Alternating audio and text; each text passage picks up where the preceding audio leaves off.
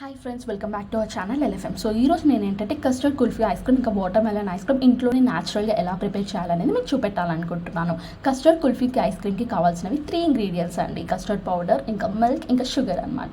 ఈ 3 ఇంగ్రీడియంట్స్ ఉంటే ఇంట్లోనే న్యాచురల్గా ప్రిపేర్ చేసేసుకోవచ్చు. సో ఇక్కడ నేనైతే పాలు స్టవ్ ఆన్ చేసేసుకొని బాయిల్ చేసేసుకుంటూ ఉన్నాను. నెక్స్ట్ ఏంటంటే ఒక చిన్న బౌల్ తీసేసుకొని 2 స్పూన్స్ ఆఫ్ కస్టర్డ్ పౌడర్ వేసేసుకొని చల్లని పాలు పోసేసుకొని ఉండలు లేకుండా కలిపేసుకొని పక్కన పెట్టేసుకున్నాను అనమాట. సో చూస్తున్నారు కదా, ఈ విధంగా ట్రై చేయండి.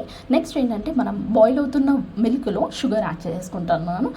స్వీట్నెస్కి సరిపడే షుగర్ యాడ్ చేసుకుంటే సరిపోతుంది. నెక్స్ట్ ఏంటంటే ఈ యొక్క మిల్క్ ఉంది కదా, కస్టర్డ్ మిల్క్, అది కూడా అందులో వేసేసుకుంటున్నాను. సో ఇదేంటంటే సిమ్లోనే బాయిల్ చేసేసుకుంటూ ఉండాలి. థిక్ కన్సిస్టెన్సీ వచ్చేంతవరకు బాయిల్ చేసేసుకుంటూ ఉండాలన్నమాట. సో ఇలా సిమ్లో బాయిల్ చేసుకోవడం వల్ల ఏంటంటే మనకి మాడకుండా ఉంటుంది. ఇంకా కలుపుతూనే ఉండాలి, సిమ్లో బాయిల్ చేసుకుంటూ ఉండాలి. థిక్ కన్సిస్టెన్సీ వచ్చేంతవరకు చూసేసుకోవాలన్నమాట.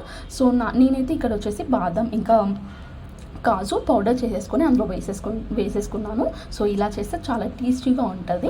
నెక్స్ట్ ఏంటంటే నాకైతే ఇక్కడ పాలు అనేది చిక్కపడ్డాయి, చూస్తున్నారు కదా. సో ఈ కన్సిస్టెన్సీ వచ్చేంతవరకు మనం సిమ్లో బాయిల్ చేసేసుకోవాలి. ఇంకా ఈ కన్సిస్టెన్సీ రాగానే స్టవ్ ఆఫ్ చేసేసుకొని ఆ పాలు చల్లారనివ్వాలన్నమాట. నెక్స్ట్ ఏంటంటే వాటర్ మెలన్ ఐస్ క్రీమ్కి న్యాచురల్ వాటర్ మెలన్తో నేనైతే ఇక్కడ ఫైన్ జ్యూస్ చేసేసుకొని పెట్టేసుకున్నాను అనమాట. మనకి సమ్మర్ అనగానే వాటర్ మెలన్ అనేది చాలా కామన్. ఇంకా ఇలా జ్యూసెస్ చేసేసుకొని ఐస్ క్రీమ్ లాగా తింటే చాలా ఇష్టంగా తింటారు అందరు కూడా, చాలా టేస్టీగా కూడా ఉంటుంది. సో మీరు కూడా ఇంట్లో తప్పకుండా ట్రై చేయండి. పిల్లలు అయితే చాలా ఇష్టంగా తింటారు. పిల్లలనే కాదు ఎవరైనా సరే చాలా ఇష్టంగా తినేస్తారు.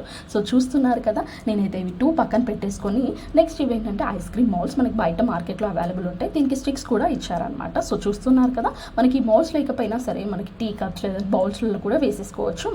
సో ఇది మనం కూల్ అయిన ఈ కుల్ఫీ కూడా అందులో వేసేసుకున్నాను. నెక్స్ట్ వాటర్ మెలన్ జ్యూస్ కూడా అందులో వేసేసుకున్నాను అనమాట. నెక్స్ట్ స్టిక్స్ పెట్టేసుకొని మంచిగా పర్ఫెక్ట్గా క్లోజ్ చేసేసుకొని ఒక 5 to 6 అవర్స్ వరకు రిఫ్రిజిరేట్ చేసుకోవాలన్నమాట. నేనైతే అలానే చేసేసాను. మనం రిఫ్రిజిరేట్ తీసి చూస్తే నాకైతే పర్ఫెక్ట్గా ఐస్ క్రీమ్ అనేది రెడీ అయిపోయింది.